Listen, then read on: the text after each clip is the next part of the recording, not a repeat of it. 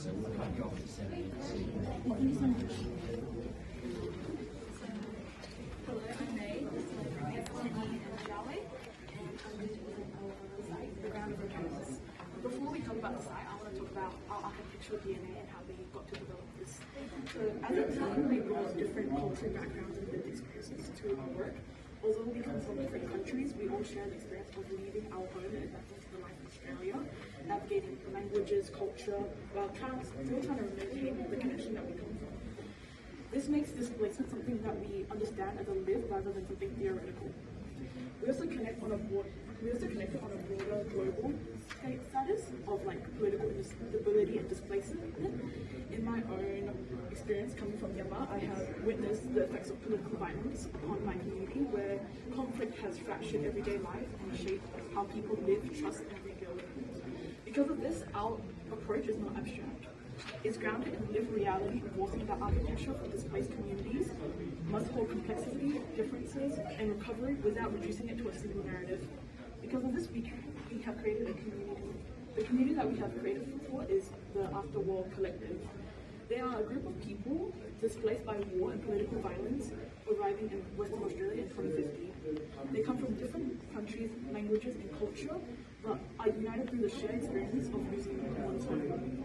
Here, home is not just physical, but is a place for memories, routine, identity, and belonging. These systems are fractured through displacement and must slowly rebuild over time. So that's where our site comes in. Our project is the ground of return, and it's constructed as a site that is made out of 4 key buildings or structures, including the community kitchen, the private dwelling, the ritual pavilion, and the productive garden. People are able to move between different conditions, from privacy to community, work to rest, reflection to gathering, depending on their need. And this creates a flexible environment where different cultures and beliefs can coexist without hierarchy. So I will now pass it to my colleagues to explain their space in more detail. Hi, so I'm going to talk about the community kitchen. After the impact of the war and this is the community. So after the impact of the war and the climate displacement, the community kitchen becomes the key building.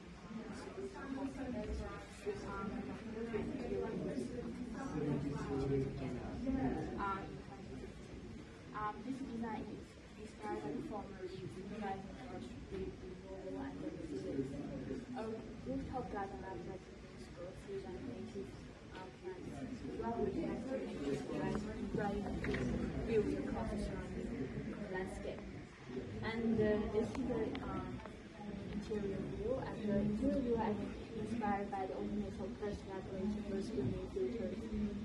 They naturally light into the space, creating a warm and welcoming environment that encourages social interaction and community connection. And the whole building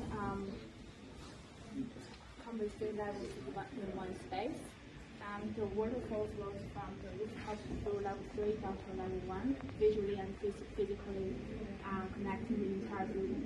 The sound of flowing water creates a calm, peaceful environment, helping residents feel relaxed and calm, while they have a meal and cooking together.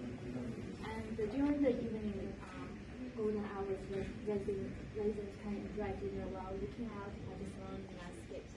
The warm sunlight creates a calm, comfortable, and welcoming atmosphere. And after dinner, residents can walk through the rooftop garden and enjoy the night views together. The illuminated pathways have bring the shape of the building to life, and the symbol of and transform it into a symbol of renewal, hope, and community connection. My design inspiration comes from the neutral forms of stone, because irregular stone shapes give the building a unique character, help it to blend into neutral and provide a sense of security and privacy. The building material is using the ground earth because this is a sustainable and local valuable materials during times of the resource scarcity. On the level 1 and 2, I use a frosted glass replaces part of the exterior walls allowing the residents to control privacy, daylight, and ventilation. There is a waterfall system. The rainwater from the roof is collected, cleaned, and stored in tanks. The water is then reused for toilets, shower, and the waterfall system. So the waterfall creates a calm and relaxed environment. We are helping to reduce water waste and support the long-term sustainability of the community. And my main contribution is the ritual pavilion. It's a space for reflection, cultural practice, and everyday rest. It's designed to support multiple beliefs and without a hierarchy.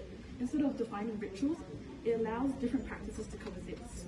I use cultural neutral materials such as water, stone, and timber so that meaning is not imposed, but instead is interpreted by the users. The pavilion operates in two conditions. The outer landscape is open and biophilic, supporting rest, interaction, and connection to nature, while the inner pavilion here is more enclosed ritual cave for reflection, prayer, and solitude. And then alongside it, I also made a productive garden. I developed a productive garden as a closed-loop net zero system where water, food, and waste are fully integrated and regenerative. This creates a continuous system where nothing is wasted and everything is fed back to the land.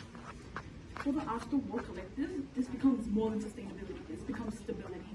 Many arrive with disruptive routines and loss of connection to land and food system. The garden reestablishes this through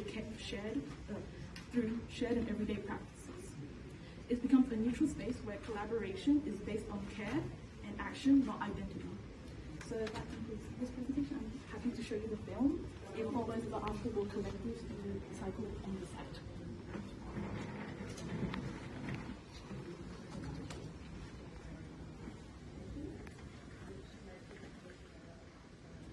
I remember the moment we left, when fear became heavier than memory.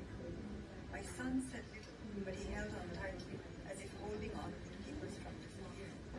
We moved like birds displaced from their sky, still together, still searching. When we arrived in an unknown country, everything felt unfamiliar. So we began again in silence, and I held my son, because in that moment we were still here.